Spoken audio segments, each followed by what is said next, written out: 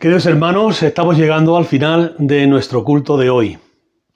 Doy gracias a Dios por todos y cada uno de vosotros que habéis podido participar en este culto, el de este domingo 25 de abril del año 2021. Y ahora vamos a acercarnos a la palabra del Señor como siempre para meditar en ella, yendo hacia esa comunión cristiana que debe ser plena.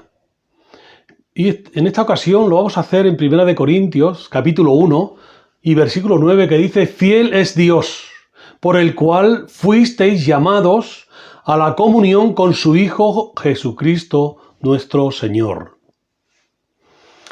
El apóstol Pablo escribió esta carta a la iglesia de Corinto mientras visitaba Éfeso, en su tercer viaje misionero, según nos narra el libro de los Hechos en el capítulo 19.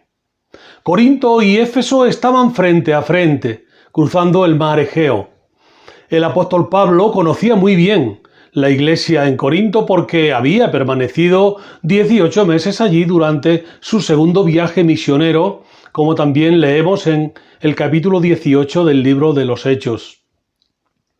Estando en Éfeso se enteró de los problemas que había en la iglesia de Corinto. Y casi simultáneamente una delegación de la iglesia de Corinto visitó al apóstol Pablo para pedirle su consejo en relación con las divisiones que había aquí en la iglesia, según dice Hechos 16. El apóstol Pablo escribió esta carta para ayudarles a corregir aquellos problemas y también aprovechó la oportunidad para contestar las preguntas que la iglesia le había planteado en un escrito anterior, conforme dice el libro de los Hechos en el capítulo 7. El apóstol Pablo nunca dudó de la fidelidad de Dios.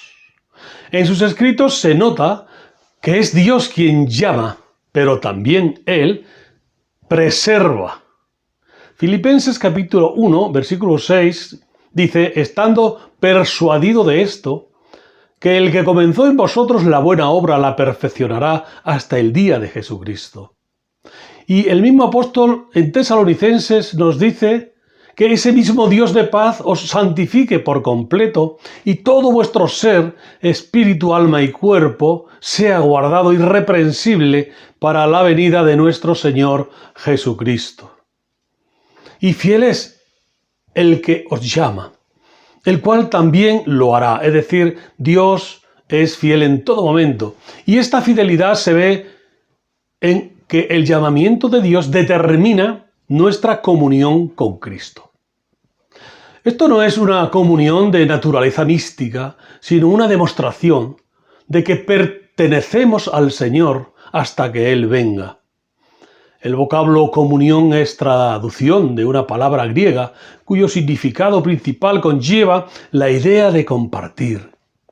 Por medio de Cristo, no tan solo compartimos con los demás creyentes los beneficios de la salvación, sino que también compartimos con Cristo su relación con Dios. Y por tanto, nosotros somos hijos de Dios por adopción, mientras Cristo es hijo desde la eternidad. La comunión es primordialmente con Cristo y en segundo lugar con otros creyentes, con nuestro entorno. Es también muy cierto que esta comunión con Cristo significa que somos guardados por Él hasta su venida. Gracias al Señor Jesús podemos tener comunión con Dios, porque el sacrificio del Señor Jesucristo nos limpió de todo pecado y nos presentó justos delante de Dios el Padre. El libro de Hebreos en el capítulo 9 y los versículos 24 y siguientes muestran todo esto. Porque no entró Cristo en el santuario hecho de mano, figura del verdadero, sino en el cielo mismo para presentarse ahora por nosotros ante Dios. Y no para ofrecerse muchas veces como entra el sumo sacerdote en el lugar santísimo cada año con sangre ajena. De otra manera, le hubiera sido necesario padecer muchas veces desde el principio del mundo, pero ahora, en la consumación de los siglos, se presentó una vez para siempre por el sacrificio de sí mismo para quitar de en medio el pecado. Y este es nuestro Señor Jesucristo. Y de la manera que está establecido para los hombres que mueran una sola vez y después de todo esto el juicio, así también Cristo fue ofrecido una sola vez para llevar los pecados de muchos y aparecerá por segunda vez sin relación con el pecado para salvar a los que le esperan. El Señor Jesucristo nos acercó a Dios, conforme vemos en el Evangelio de Juan, en el capítulo 14. Jesús dijo: yo soy el camino y la verdad y la vida, y nadie viene al Padre sino por mí. Así la comunión con Dios y con los hermanos identifica ese crecimiento cristiano que debe ser permanente. La comunión entre ellos parecía imposible que ellos logren esto por su cuenta, pero el Dios que los ha llamado a la comunión de su Hijo es totalmente digno de confianza, ya que no puede dejar de cumplir sus promesas. Dios sigue siendo fiel hoy. Por tanto, ningún hijo de Dios debe estar paralizado en el servicio cristiano por un sentimiento interno o de inferioridad o incapacidad, sino que debe mirar a Cristo, quien es totalmente suficiente para cumplir sus necesidades. La comunión con los hermanos y con Dios es una de los propósitos dentro del crecimiento cristiano. Dice el texto en Primera de Juan: lo que hemos visto y oído, eso os anunciamos, para que también vosotros tengáis comunión con nosotros. Y nuestra comunión verdaderamente es con el Padre y con su Hijo Jesucristo. Mediante la presencia de Dios en nosotros, por la obra del Espíritu Santo, el Señor Jesús anunció una comunión plena. En aquel día vosotros conoceréis que yo estoy en mi Padre y vosotros en mí, y yo en vosotros, dice el Señor. La comunión fue anunciada por el Señor Jesús cuando, y como esencial para que se produjera el crecimiento cristiano necesario. Cuando Él dice: permaneced en mí y yo en vosotros. Como el pámpano no puede llevar fruto por sí mismo si no permanece en la vid, así tampoco vosotros si no permanecéis en mí. Yo soy la vid, vosotros los pámpanos.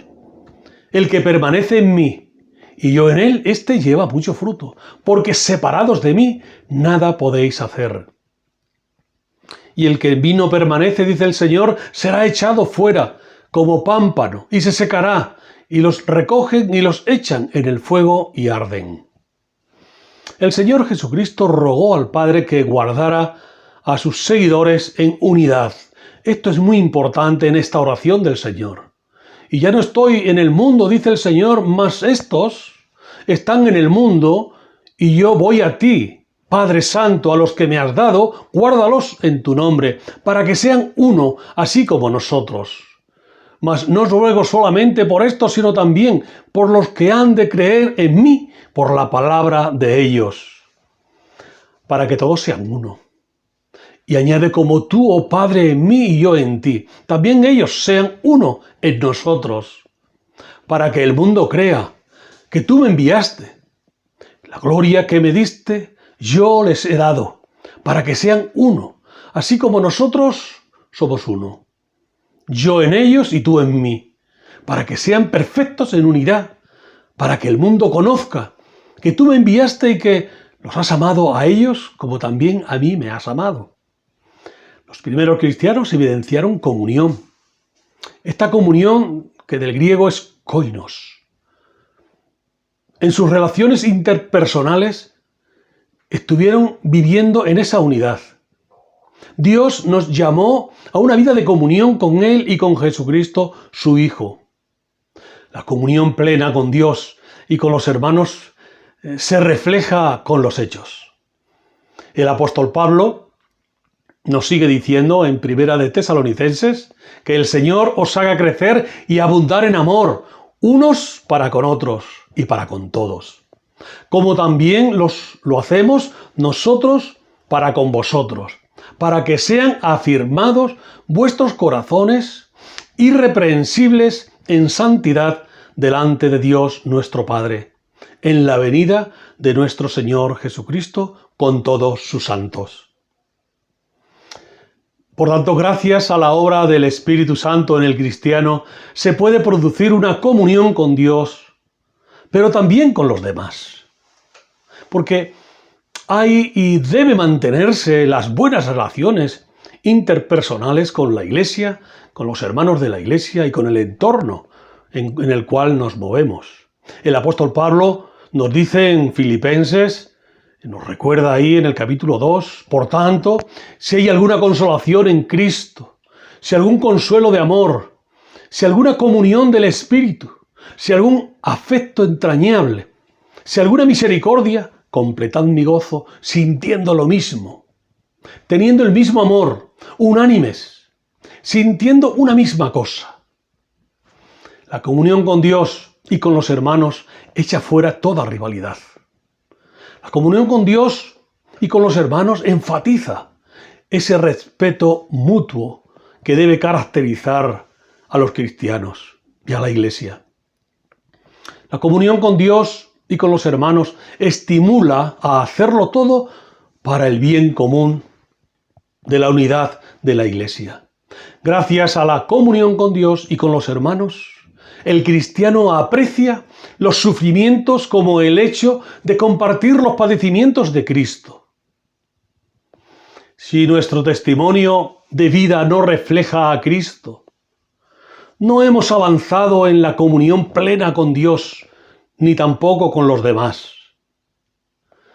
Dios, por tanto, nos llamó a experimentar esa comunión plena y repleta. Esa comunión que es con Dios, el Padre, y con su Hijo, el Señor Jesucristo. Y se produce gracias a la obra redentora del Señor Jesús en la cruz. Él envió el Espíritu Santo por el cual logramos esa íntima comunión con Dios y con los demás, con los hermanos fundamentalmente, con la Iglesia del Señor, donde el Señor Jesús es la cabeza.